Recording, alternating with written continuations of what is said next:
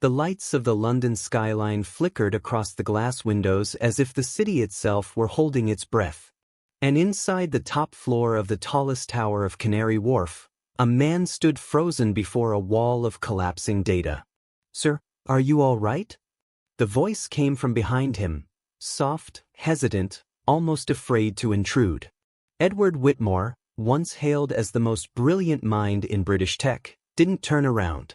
His eyes stayed glued to the screens as everything he'd spent 15 years building, his company, his reputation, his empire, crumbled line by line. "I just lost 15 years of my life," he whispered, the words tasting like ashes. The woman at the door stepped cautiously into the room, pushing a cleaning cart that looked painfully out of place amid the chaos of lights and alarms. She was unseen by most, unnoticed by almost everyone, and yet in the next few minutes, she would rewrite the fate of a broken man. Not with power, not with money, but with something far more rare: knowledge, courage, and a kind of quiet kindness that London often forgot. Her name was Elena Rivers, and the night Edward Whitmore's world fell apart was the night she would become the only person who didn't walk away. If you believe in kindness, in second chances, and in people who still step up when the world turns away, take a moment to like, comment, and share this video. And don't forget to subscribe to the channel, because what you're about to see will restore your faith in humanity. We'd love to know, where are you watching from? Comment below with your country and region, and let us celebrate the kindness that connects us all. Now, let's begin.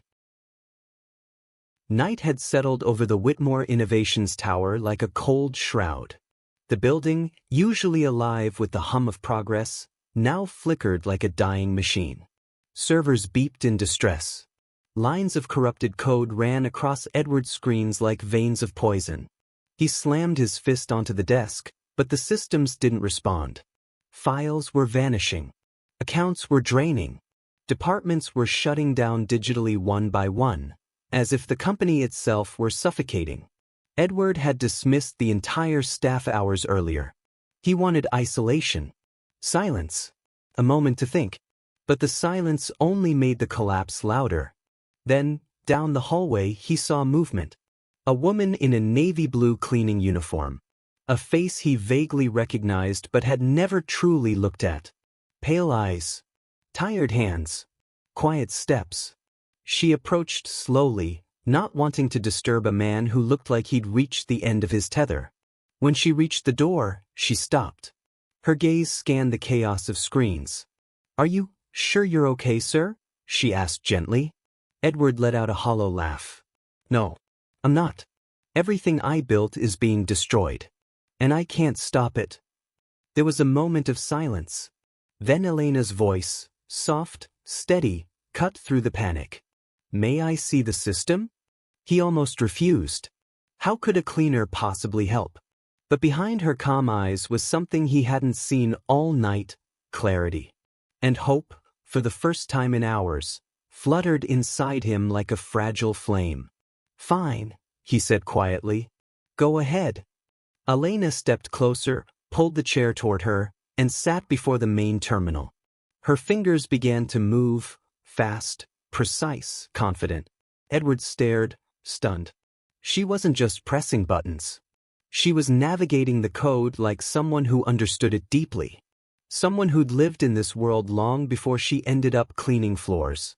"I used to be a cybersecurity engineer," she said without looking up. "Before life went another way." Edward felt a surge of shame. He had judged her, and she was his only chance. The descent into the server room. Elena analyzed the attack quickly. Her voice grew firmer with each finding. "This wasn't random. This is a targeted breach. Someone knew your system well." She paused. "And if your offline backups are untouched, I can restore everything." Edward swallowed hard. "Then please, do it.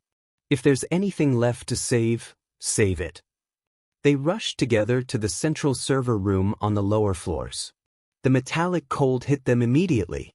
Blue lights shimmered across the racks of humming machines like constellations in a technological universe. Elena connected her old laptop, scarred, Small, outdated on the outside but with a mind of steel behind it. Edward watched her with awe. Every line of code she touched seemed to respond as if it recognized a lost master. "My mother fell ill," she explained quietly while working. "I left my career to care for her. After she passed, I just needed any job. Something steady. Something that wouldn't fall apart." Edward lowered his gaze in respect. "I'm sorry," he murmured. "She taught me never to give up," Elena said softly. "Not even when everyone else does."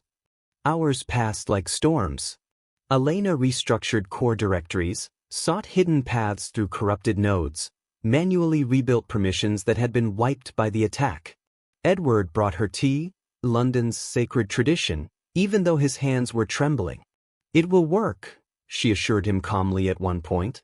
And he, who had spent months fighting despair alone, believed her. Finally, just as dawn light seeped through the metallic vents, the screen flashed. "Network successfully restored." Edward exhaled shakily. Not just in relief, but in gratitude deeper than words. The woman no one saw. The next morning, the London office filled with its usual noise, clicks, steps, chatter, unaware that the company had nearly died hours earlier. Edward called an emergency executive meeting. When Elena entered the conference room beside him, the room fell silent. Executives exchanged confused looks. Some frowned. Some whispered. Some scoffed. "This," Edward said firmly, "is the person who saved the company last night." Shock spread across the table. Some clapped awkwardly. Others stared with offended pride. Among them was Robert Hale, the technical director, arrogant, polished, and accustomed to being the smartest man in the room. He glared at Elena like she was an intruder. "She's not even on the tech team," he muttered under his breath. Elena didn't flinch. "I only did what was necessary," she said quietly. Edward continued, his voice carrying the weight of truth. "As of today, Elena Rivers is being hired formally. Effective immediately." A wave of applause, some genuine, some forced, filled the room. But Robert Hale clenched his jaw. Something dark flickered in his eyes. Because deep inside, he knew what no one else did. He was the one who had opened the door to the attack. The first lie exposed. In the weeks that followed, Elena dove into the system again, this time as the official lead of cybersecurity. And soon she found new anomalies. Hidden logins. Glitches that didn't match schedules. Shadow copies of data. She brought her findings to Edward. "These aren't leftovers from the old attack. Someone is still accessing the network." Edward felt a tightening in his chest. "Can you trace it?" "I will," she said. Her eyes were steady, determined, brave.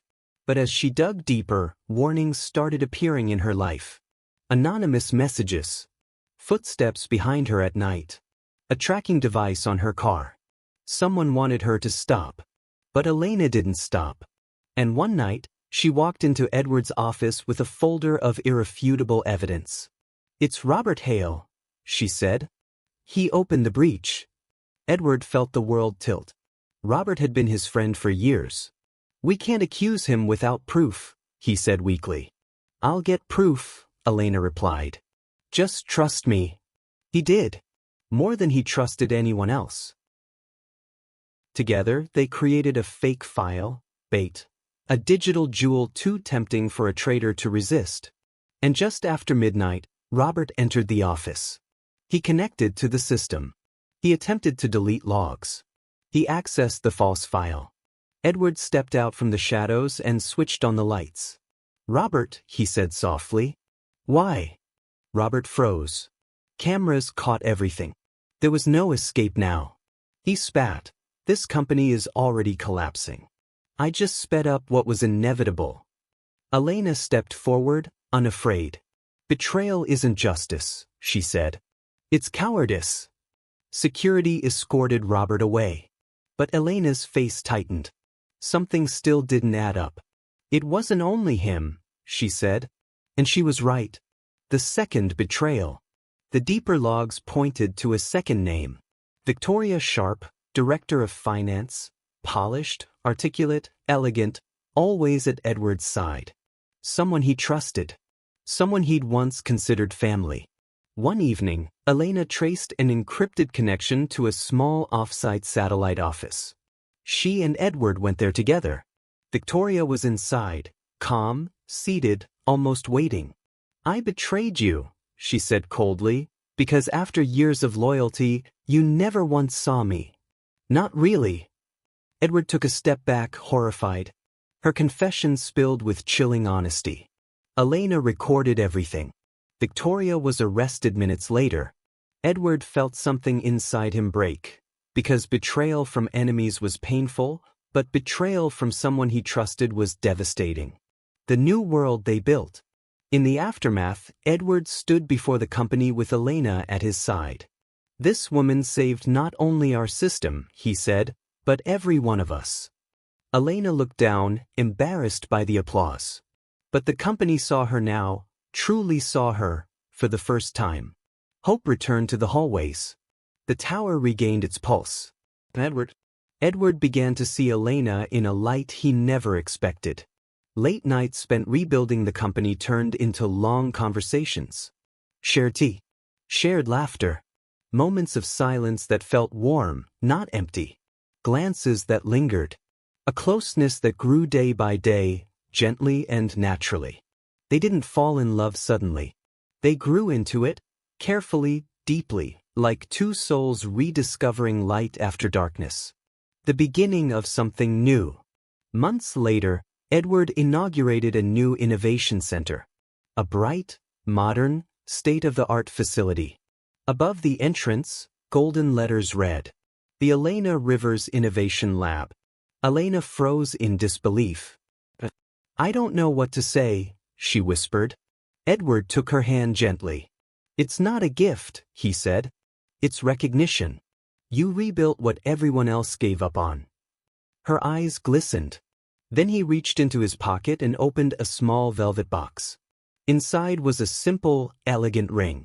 "Elena, I don't want our story to end here. I want it to begin here." Her breath caught.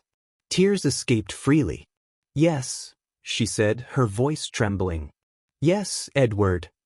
And in that moment, surrounded by the hum of a company reborn, Elena Rivers realized that the world had opened for her again, not through luck, not through charity, but through courage and the quiet brilliance she had once been forced to hide. Edward found love in the woman everyone overlooked. Elena found purpose in the man who finally saw her. And together, they discovered a truth stronger than wealth, stronger than power, and stronger than fear. Sometimes life falls apart, so that the right person can walk into the pieces and help you rebuild. Because miracles rarely fall from the sky. Most of the time, they walk in wearing a blue uniform, carrying a mop, and asking softly, "Are you all right?" Moral of the story. At its core, this story reminds us that true value is never found in titles, status, or wealth, but in character, resilience, and the courage to keep going when life becomes unbearable. Edward spent years believing that power defined him, only to discover that the person who saved his entire world was someone society overlooked. Elena, once dismissed and invisible, proved that brilliance can be found in the most unexpected places, and that circumstances never erase true talent. The moral is clear. We rise not because the world recognizes us, but because we choose to stand up even when no one is watching. And sometimes, the people who transform our lives are those we least expect. Not because they seek glory, but because they act with integrity, compassion, and quiet strength. It also reminds us that betrayal can break us, but kindness can rebuild us. Edward regained everything he lost, not through revenge or pride, but through trust and humility. Elena regained her future because she dared to step forward when it mattered most. In the end, the story teaches that miracles often come disguised as ordinary people, and that seeing others with true respect can change not only a company, but a life. Which part of this story touched you the most? Share your thoughts in the comments below. I'd love to read them. And don't forget to subscribe to the channel and turn on notifications so you won't miss any of our next emotional stories.